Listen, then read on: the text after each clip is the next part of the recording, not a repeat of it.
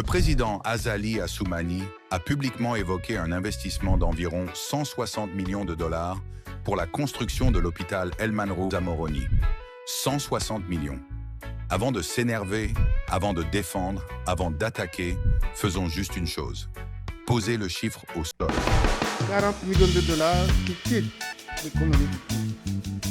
40 millions de dollars qui pourraient renforcer notre système national de santé. Conscient de cette situation, nous avons fait le choix stratégique, fort. Nous avons investi 160 millions de dollars américains pour construire un hôpital moderne au Congo. Posez le chiffre au sol. Le PIB des Comores est autour d'1,4 milliard de dollars par an. Donc 160 millions, c'est environ 1/10 de toute la richesse produite par le pays en une année. Pour comprendre, je vais utiliser une analogie simple. Imagine une famille qui gagne 10 000 euros par an. Un jour, on lui annonce qu'elle va dépenser 1 500 euros d'un coup dans un seul achat. Peut-être que cet achat est utile, peut-être qu'il est même nécessaire. Mais dans tous les cas, la famille a le droit de demander « Pourquoi ce montant ? Est-ce le meilleur choix ?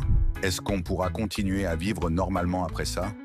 Un pays, c'est pareil, surtout un petit pays.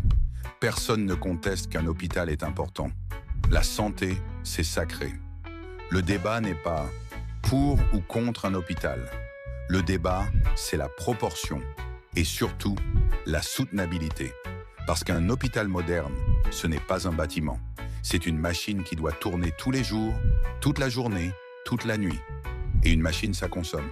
Ça consomme des salaires, ça consomme des médicaments, ça consomme des pièces de rechange, ça consomme de la maintenance, ça consomme de l'électricité. Et si l'électricité n'est pas stable, ça consomme encore plus, parce qu'il faut des générateurs, du carburant, des systèmes de secours et une maintenance encore plus lourde. Alors la vraie question devient simple. D'accord pour construire, mais est-ce qu'on a prévu la vie de l'hôpital après la cérémonie d'inauguration ? Prenons une image très simple. Construire un hôpital, c'est acheter une voiture. Mais faire fonctionner un hôpital, c'est payer l'essence, l'assurance, les réparations, les pneus et le mécanicien chaque mois pendant des années. Si tu dépenses tout ton argent à acheter la voiture la plus chère et qu'après tu n'as plus de quoi payer l'essence, tu ne vas pas loin. Tu as une belle voiture, mais elle reste au garage. Ce que les gens demandent au fond, c'est « Est-ce que cet investissement crée un service durable ou est-ce qu'il crée un symbole coûteux ?» Dans beaucoup de pays, on comprend une règle très simple. Plus ton économie est petite, plus tes grands projets doivent être équilibrés. Parce que chaque grosse dépense bloque d'autres priorités. Dans un pays riche, 160 millions, c'est un projet parmi des milliers. Dans un pays comme les Comores, 160 millions, c'est une décision qui peut changer le pays ou l'empêcher d'avancer ailleurs. Et là, on arrive au point le plus concret. Même si on admet qu'un grand hôpital est utile, on ne peut pas ignorer tout ce qui doit aller avec, sinon on construit une coque vide. Un hôpital moderne a besoin de spécialistes. Or, les spécialistes, on ne les fabrique pas en 6 mois. Il faut des années de formation, il faut des conditions de travail, il faut des salaires stables, il faut des logements. Il faut une chaîne d'approvisionnement fiable. Un hôpital moderne a besoin d'équipements lourds. Mais un équipement lourd, ce n'est pas seulement l'achat, ce sont les contrats de maintenance, ce sont les pièces. Et souvent, ces pièces viennent de l'extérieur. Un hôpital moderne a besoin d'imagerie, scanner, bloc opératoire, laboratoire. Mais si l'entretien n'est pas financé, les machines tombent en panne. Et quand une machine tombe en panne dans un pays insulaire, elle peut rester en panne longtemps. Donc quand on parle de 160 millions, on ne parle pas seulement de béton et de peinture. On parle de la capacité du pays à porter, année après année, un budget de fonctionnement important. Et c'est là que beaucoup de citoyens se posent une question que je trouve légitime. Combien va coûter l'hôpital chaque année pour fonctionner au niveau attendu ? 10 millions, 20, 30 ? Et pendant combien d'années ? Parce que si sur 10 ans, le fonctionnement coûte encore 200 ou 300 millions, alors le vrai coût du projet n'est pas 160 millions. C'est un engagement bien plus large. Et dans ce cas, il faut un plan national très clair. D'où viendra l'argent ? Comment on finance ? Qui contrôle ? Qui audite ? Et quels services seront garantis à la population ? Maintenant, je veux être encore plus terre à terre. Les Comores ne sont pas une seule ville. C'est un pays insulaire, avec des réalités différentes sur chaque île. Donc une stratégie service public ne peut pas être uniquement centralisée. C'est comme si tu avais 3 villages éloignés et que tu construisais une seule grande clinique dans un seul village, en disant à tous les autres « venez ici ». Peut-être que c'est moderne, mais la question reste, est-ce que les gens peuvent y accéder facilement? Est-ce que les urgences arriveront à temps? Est-ce que les soins seront répartis? C'est pour ça que beaucoup de pays choisissent une logique plus équilibrée.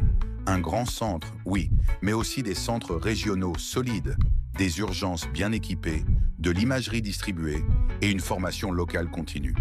Et maintenant, je vais te dire ce que 160 millions pourraient faire si on les utilisait comme un plan de système, pas comme un plan de symbole. D'abord, la santé, mais de manière répartie.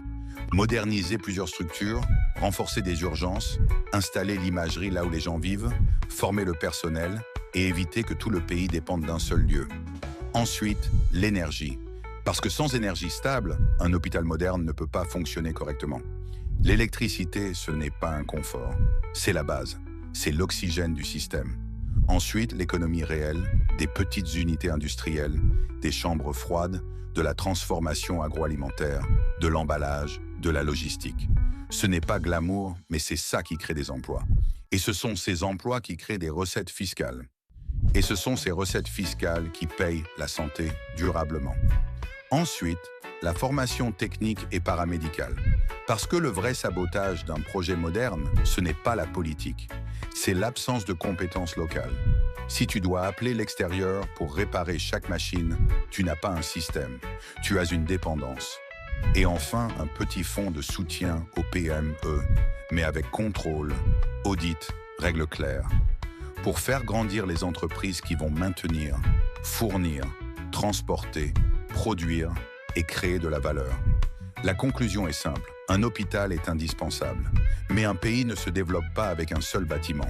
Un pays se développe avec un système qui tient énergie, compétences, production, santé répartie et financement durable.